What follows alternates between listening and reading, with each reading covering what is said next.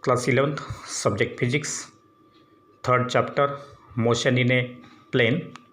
From this chapter, let us see motion in two dimensions, that is the motion of any object in a plane, either xy plane, yz plane or xz plane. We know that in case of rectilinear motion, the direction of motion of object is always along one straight line. Instead of that, if the motion of the object is in two dimensions, that is in a plane, then the direction of the force acting on that object will not be in the same line, that is in the same direction as its initial velocity. And thus the velocity and acceleration will have different directions in case of motion in two dimensions, and for this reason we have to use vector equations in case of motion in a plane. Now let us see average and instantaneous velocities in case of motion in a plane. For that purpose, let us consider the motion of a object in the xy plane, and therefore this motion of the object is shown by this curve PQ. Now let us consider that object to be at position P at any instant of time t1. So during the motion of that object at any instant of time t1, the position of the object is shown by this point P, and therefore this vector x1, that is OP, will represent the position vector for time t1, and therefore this x1 is a vector which is present in the xy plane, and therefore according to resolution of the vectors it will be splitted along x-axis as well as y-axis.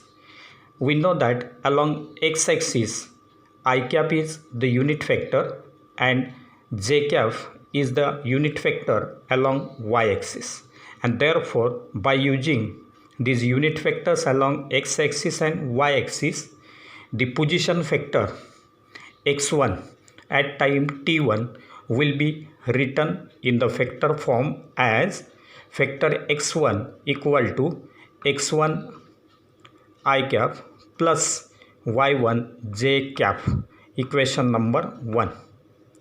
Similarly, let at any instant of time t2 the position of this object is at point Q, and therefore the vector x2 will now represent its position vector. Again this position vector x2 will be written in the vector form by using the unit vectors I and j at time t2 as vector x2 equal to x2 I cap plus y2 j cap, equation number 2. Now the displacement, if you consider the displacement of that particle, then the displacement of the particle from time interval t1 to t2 in time t is equal to t2 minus t1.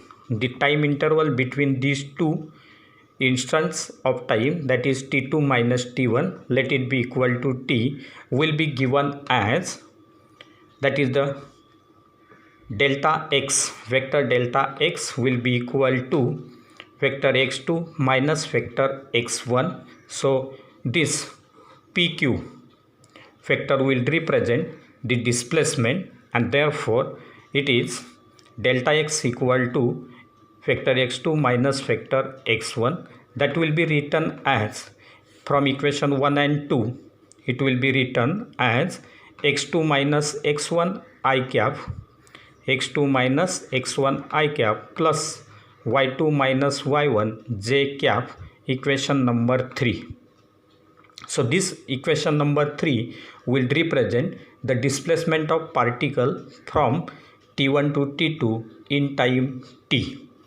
And therefore, if we consider this motion in a plane, then the average velocity is a vector whose direction will be along delta x. So the average velocity of that object will be along this vector delta x, that is change in position, that is the displacement delta x. And in terms of its components, the magnitude phi and the direction theta will be given as, so for that average velocity we can write phi average, that is vector phi average is equal to vector delta x upon delta t, delta x upon delta t. Again, by using equation 1 and 2 we can write it as x2 minus x1 upon t2 minus t1 I cap plus y2 minus y1 upon t2 minus t1 j cap. So this equation will be written as average velocity phi av will be equal to average velocity along x I cap, that is phi av x I cap. So this term will represent average velocity along x direction plus phi av y j cap. This second term will represent average velocity along y axis. Let it be equation number 4. So this equation will give us the average velocity in vector form. And now its magnitude phi and direction theta of that average velocity will be given as its magnitude as well as direction will be written according to the direction and magnitude of a vector. So it will be written as magnitude phi equal to square root of phi x square plus phi y square in terms of its components, and its direction will be given as tan theta is equal to phi y by phi x. Phi y by phi x will represent its direction. Let it be equation number 5.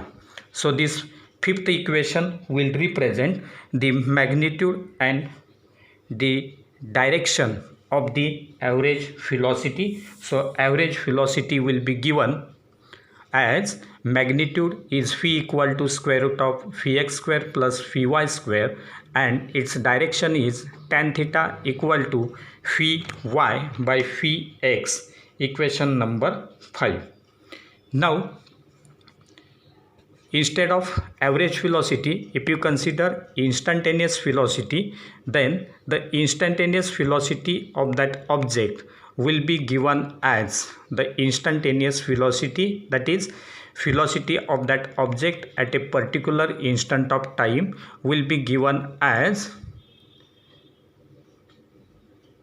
that is it will be given in the form of derivative as vector phi, that is instantaneous velocity phi will be equal to, now in this case the time interval will tend to 0 and therefore limit delta t tends to 0 delta x upon delta t, but this will be the derivative of x and therefore it will be written as dx by dt. So further it will be written as in the form of unit vectors, vector phi equal to dx by dt I cap plus dy by dt j cap. Equation number 6. So this equation will represent the instantaneous velocity of that object when it is moving in the xy plane. Now again the magnitude and direction of the instantaneous velocity, the magnitude and direction of the instantaneous velocity will be given as phi equal to, that is the magnitude square root of dx by dt square plus dy by dt square, that is in the form of its components. It is given as phi equal to square root of dx by dt square plus dy by dt square, and its direction will be given as tan theta. Tan theta will be equal to dy by dt upon dx by dt, dy by dt upon dx by dt, and it will be written as dy by dx, equation number 7. So this equation number 7 will represent the magnitude and direction of the instantaneous velocity. Now this direction, that is tan theta is equal to dy by dx, tan theta equal to dy by dx, this will represent the slope of the tangent to the curve at that point where we calculate the instantaneous velocity. So this dy by dx will represent the slope of the tangent to that curve at that point where we calculate the instantaneous velocity.